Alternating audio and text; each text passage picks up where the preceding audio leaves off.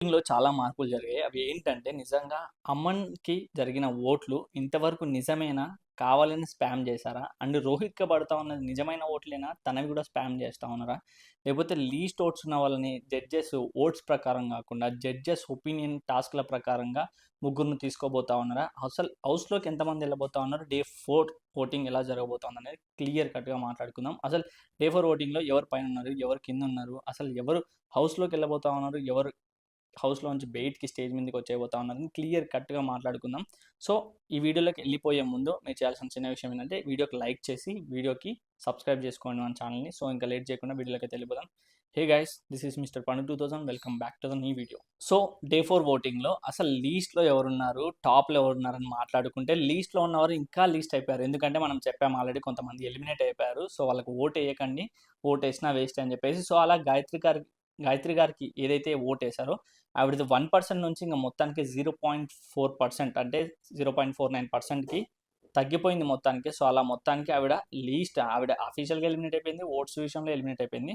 So, దాని పైన ఉన్నది ప్రియా. ప్రియా నిన్న చాలా 12థ్ పొజిషన్, 13థ్ పొజిషన్‌లో ఉండే. బట్ ఇప్పుడు 14థ్ పొజిషన్‌కి పడిపోవడానికి కారణం తనకంటే బెటర్ పర్ఫార్మెన్స్ ఉన్న ఎపిసోడ్‌లో కొంతమందికి కనపడడం వల్ల ఇలా 14థ్ పొజిషన్‌లో ప్రియా గారు ఉన్నారు 0.61%. అండ్ దాని పైన ఉన్నది 13థ్ పొజిషన్‌లో 1.14% దీపక్. సో, దీపక్ తన గేమ్ ఆడాడు, కనపడతా ఉన్నాడు, ఒక టీమ్‌కి లీడర్ అయ్యాడు. ఇంకా ఫర్దర్ ఎపిసోడ్‌లో కూడా బాగానే ఆడతాడు. ప్రస్తుతానికైతే 13థ్ పొజిషన్‌లో ఉన్నాడు. బట్ హౌస్‌లోకి వెళ్ళేది ఎంతమంది? Only 6 members. సో, ఆ 6 మెంబర్స్‌లో ఈ దీపక్ ఉంటాడా? ఉండగలడా? ఉండలేడా? అనేది ఫర్దర్‌గా మాట్లాడుకుందాం. బట్ 12థ్ పొజిషన్‌లో బాగి గారు. ఓటింగ్ బాగి గారిది ఉంది. నిన్న ఆవిడ 8థ్ పొజిషన్‌లో ఉండే.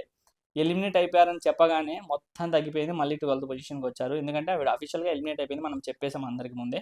సో, దానిపైన 11థ్ పొజిషన్‌లో హేమంత్ ఉన్నారు. సో, హేమంత్ ఎందుకు సరిగ్గా కనపడట్లేదు? 2.41%తో ఓటింగ్‌లో ఉన్నాడు. ఎందుకు కనపడట్లేదు అంటే తన గేమింగ్ ముక్కు పుడక దగ్గర ఎంత కనపడిందో తర్వాత కనపడట్లేదు. ఏదో రవితేజ గారి క్యారెక్టర్ ఉంది కదా! అత్తిలి సత్తిలి బాబు అన్న టైప్‌లో ఉంది కానీ గేమ్ మీద అంత పర్ఫార్మెన్స్ లేదు అని నా ఒపీనియన్. అండ్ జనాల ఒపీనియన్ కూడా అలాగే ఉండి ఏమైనా 11థ్ పొజిషన్‌లో పెట్టారేమో చూడాలి. అండ్ 10థ్ పొజిషన్‌లో ఉన్నది అపూర్వ గారు. సో, అపూర్వ గారు ఈ పొజిషన్‌ని మార్చుకోరేమో నాకు అర్థం కావట్లేదు. ఈవిడ ఎప్పుడు చూడు 11, 10, 9 ఈ మూడిట్లోనే తిరుగుతా ఉన్నారు. అట్లా పైకి రావట్లేదు, అట్లా కిందికి పోవట్లేదు. సో, ఈ ఓటింగ్‌లో ఈవిడ 10థ్ పొజిషన్‌లో 2.88%తో 10థ్ పొజిషన్‌లో ఉన్నారు. అండ్ 9థ్ పొజిషన్‌లో రామకృష్ణ. నిన్న 7థ్ పొజిషన్‌లో ఉండే. కానీ ఇప్పుడు 9థ్ పొజిషన్‌కి పడిపోవడానికి కారణం ఏంటంటే తన గేమ్ లేదు. నిన్న ఎపిసోడ్‌లో లేదు.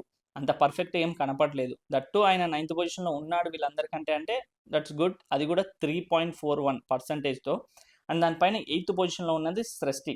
సో, సృష్టి 4.19%తో ఉంది. ఈవిడ కూడా మంచి టాస్క్‌లు ఆడుతోంది. నిన్న ఎపిసోడ్‌లో ఈవిడకి ఎంవీపీ కూడా వచ్చింది. స్టార్ కూడా వచ్చింది. అండ్ ఈరోజు ఎపిసోడ్‌లో కూడా ఈవిడకి మంచి ప్లస్సే అవ్వబోతా ఉంది. సో, అలా సృష్టి కూడా 4.1%తో మిథిలేష్ పొజిషన్‌లో వచ్చేసి మిథిలేష్ ఎందుకు 7థ్ పొజిషన్‌లో ఉన్నాడంటే మిథిలేష్ దగ్గర కండబలం ఉంది గానీ బుద్ధిబలం నిజంగా లేదేమో అనిపిస్తా ఉంది. ఎందుకంటే తను ఈరోజు చేసుకున్న మిస్టేక్‌లు అంటే నిన్న రోహిత్ అండ్ మిథిలేష్ మధ్యలో జరిగిన ఆర్మ్ రెస్లింగ్‌కి సంబంధించి ఒక రివ్యూయర్ తనకి ఆర్మ్ రెస్లింగ్ తప్పు అని చెప్పేసి తన ఒపీనియన్ తను చెప్తే ఆ ఒపీనియన్ తీసుకొని వచ్చి తన ఇన్‌స్టాగ్రామ్‌లో పోస్ట్ చేసుకోవడం వల్ల చాలా నెగెటివ్ అయితా ఉన్నాడు. దట్ ఓట్ విషయంలో కూడా ఓటింగ్ పర్సెంటేజ్ చాలా తగ్గింది. 5.71%తో ఏదో 7థ్ పొజిషన్‌లో ఉండేవాడు. కానీ నిన్న 6థ్ పొజిషన్ నుంచి 7థ్ పొజిషన్‌కి అయితే పడిపోయాడు. సో, అలా మిథిలేష్‌కి మైనస్ అయ్యే ఛాన్స్ చాలా చాలా ఉంది. ఇంకా గేమ్ ప్రకారంగా అయితే ఉన్నాయి. మంచి ఎపిసోడ్‌లు అయితే ఉన్నాయి. చూడాలి మరి. దాని పైన 6థ్ పొజిషన్‌లో శాలిని. శాలిని 6.28%తో 6థ్ పొజిషన్‌లో ఉంది. మంచి గేమ్ ఆడుతా ఉంది. మంచి స్ట్రాటజీలు చూపిస్తా ఉంది.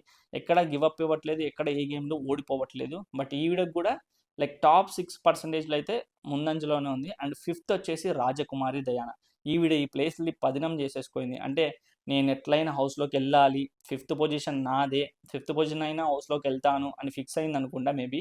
వాళ్ళ ఫ్యాన్స్ కూడా అదే ఫిక్స్ అయిపోయారు. సో, అలా రాజకుమారి గారికి 7.1%, 7.17%తో ఆవిడ చాలా మంచి ఓట్స్‌తోనే అదే పొజిషన్‌లో డే 1 నుంచి డే 4 వరకు స్టిల్ 5థ్ పొజిషన్ అదే పొజిషన్‌లో ఉన్నారు. ఫర్దర్‌గా ఆవిడకి చాలా ప్లస్ అయ్యే ఎపిసోడ్స్ కూడా ఉన్నాయి. చూద్దాం. అండ్ 4థ్ పొజిషన్ వచ్చేసి ఝాన్సీ. ఝాన్సీ కూడా 6థ్ నుంచి 4థ్ వరకు వచ్చింది. సో, ఆవిడ ఆట, ఆవిడ మాట చాలా బాగా మంచిగా అట్రాక్ట్ అవుతా ఉంది. మంచిగా కనెక్ట్ అవుతా ఉంది జనాలకి. దట్టు ఒక కైండ్ ఆఫ్ నేచర్ అంటే పల్లెటూరు నుంచి వచ్చిన అమ్మాయి పొలంలో పనిచేసి అంత కష్టపడి దాని హార్డ్ వర్క్ కనపడతా ఉందనుకుంటా. మోస్ట్‌లీ ఇది చాలామంది టెలివిజన్‌లో చూసే వాళ్ళకి కనెక్ట్ అవ్వచ్చు ఝాన్సీ మేబీ. అందుకోసమే ఝాన్సీకి 10.96 ఓట్ పర్సెంటేజ్‌తో 4థ్ పొజిషన్‌లో ఉంది. అండ్ థర్డ్ పొజిషన్ మాట్లాడుకుంటే ఆర్జే చరణ్ 11.86%. సో చరణ్ విషయంలో ఏం జరుగుతూ ఉందంటే, చరణ్ విషయంలో ఒక్క ఆడిషన్ ఎపిసోడ్ తప్పితే ఇంకా ఫర్దర్గా ఏమీ లేవు. ఫర్దర్గా వచ్చే దాంట్లో కూడా అంత పర్ఫెక్ట్గా కనపడడని నా ఒపీనియన్. బట్ ఫ్యాన్ బేస్ ప్రకారంగా ఓట్లు పడతా ఉన్నాయి. తన ఫస్ట్ ఆడిషన్ నచ్చి మాత్రమే ఓట్లు పడతా ఉన్నాయి. ఈ ఓట్లతో బిగ్ బాస్ హౌస్కి తీసుకుంటారా, లేకపోతే ఇంతవరకు ఆడిన టాస్క్ని కన్సిడర్ చేసి తీసుకుంటారా అనేది ఫర్దర్గా మాట్లాడతా. అండ్ సెకండ్ పొజిషన్ ఇదైతే బీభత్సం. అసలు నిన్న అమన్ ఫస్ట్ పొజిషన్లో ఎవడు తాకలేడు అనే ఓట్లో ఉండే, బట్ ఈరోజు అమన్ సెకండ్ పొజిషన్కి వచ్చాడు 18.64%. నిన్న ఏదైతే రోహిత్ ఉన్నాడో ఎగ్జాక్ట్ ప్లేస్కి అమన్ వచ్చేసాడు. సో అమన్కి 18.4% ఉంది. బట్ అమన్ చేసిన మిస్టేక్ ఏంటంటే, కొంతమందికి ఈజీగా అర్థమైపోతుంది. ఎందుకంటే కళ్యాణ్ వాళ్ళ ఫ్రెండ్ పిఆర్, లేకపోతే కళ్యాణ్ వాళ్ళ టీం అంట, కళ్యాణ్ ముందే బయట తెలుసా అంట అని చెప్పేసి ఇలా కొంచెం ఇంతకుముందు కళ్యాణ్ ఫ్యాన్స్ కాకుండా ఉండి అమన్కి ఫ్యాన్ అయిన వాళ్ళు ఉంటారు. సో అలా కళ్యాణ్ ఫ్రెండ్ అనేది తెలిసేసరికి మళ్ళీ అమన్కి బ్యాక్ వెళ్ళిపోయి ఉంటారు, అంత సపోర్ట్ చేయరు. సో ఆ మిస్టేక్ వల్ల, ప్లస్ నిన్న అగ్రెసివ్ అయ్యాడు కదా ఏదైతే అదో షటప్ అని అది అని, సో అది ఏదో స్క్రీన్ స్పేస్ కోసమే చేసినట్టు కొందరు ఫీల్ అయిపోయి అలా ఓట్లు తగ్గించడం అయితే చేశారు. But Aman too good. Aman కూడా హౌస్లోకి ఎంటర్ అయ్యే కంటెస్టెంటే, చాలా పర్ఫెక్ట్, అన్ని దాంట్లో కూడా పర్ఫెక్ట్గా ఇస్తా ఉన్నాడు. దేంట్లో గివప్ ఇవ్వట్లేదు. Aggression, game, talent, mind game, everything ప్రతి దాంట్లో 100% ఇస్తా ఉన్నాడు. దేంట్లో కూడా తగ్గట్లేదు. బట్ అప్పుడప్పుడు ఒక పురుగు వచ్చిపోతా అంటారు కదా, అలా వస్తూ ఉంది పోతా ఉంది అంతేగాని. అండ్ ఇప్పుడు మాట్లాడుకోబోయే కంటెస్టెంట్ వచ్చేసి ఆ సింహాసనం తన కోసమే వెయిట్ చేస్తూ ఉంది అనే మాట అయితే పర్ఫెక్ట్. ఎందుకంటే రోహిత్ 22.61%, ఎవరు టచ్ చేయర్రా నేను అనే కైండ్లో పోయి కూర్చున్నాడు. నిన్న ఎపిసోడ్ ఒక్కటే కాదు, ఈరోజు వచ్చే ఎపిసోడ్, రేపు వచ్చే ఎపిసోడ్, అవతల వచ్చే ఎపిసోడ్ కూడా తనే కనపడతాడు. రక్తం చిందించి మరీ ఆట ఆడతాడు. మీరు అసలు గెస్ కూడా చేయలేరు.